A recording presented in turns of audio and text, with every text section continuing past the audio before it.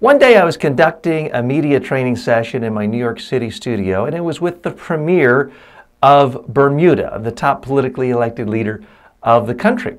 We were doing a sample press conference, and I do what I always do. I ask tough questions, we record it, we play it back, we critique it. And I said, Mr. Prime Minister, what about, and I asked some sort of generic tough question. I'll never forget his answer. He said, I reject the premise of your question. It's a ridiculous question. Next question, with an angry look on his face. And then we went to the next question. We finished out that little segment. And I pulled aside his aide once, and I said, is that really how he answers the questions?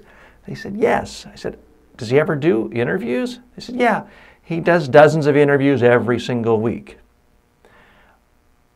What was his profession before he entered politics? He ran a public relations firm. I was just shocked.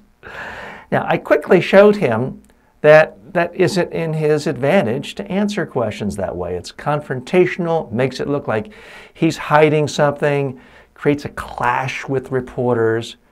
And what I coached him to do, what I coach all of my clients to do, is not to dodge questions, but to simply focus on the part of the premise of the question you can deal with and answer it in your own positive terms. Or if someone says something you think is flatly wrong, you can say, actually, and then state what you do believe and let the person deduce you don't agree with their premise. This way, there's no confrontation, you're not saying anything quotable off message, and it doesn't seem like you're on the defensive. Anytime you're defending with the media, you're basically losing. Showed him that technique, complete difference, complete sea change of how he came across. It turned press conferences from adversarial, contentious to smooth, pleasant affairs. So remember, if you hear a question you don't like, that's okay, but rewrite it in your own brain. Don't tell the reporter you think the premise is ridiculous.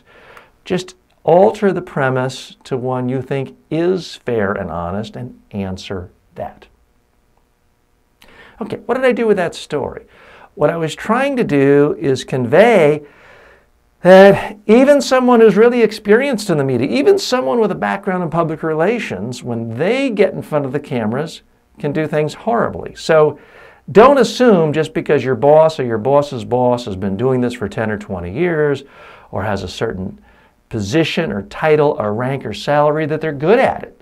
In my experience, there are people in all different aspects of the corporate world, government, political world, who simply aren't very good at certain aspects of presenting to the media. They need to learn new skills to do it effectively. That was the message.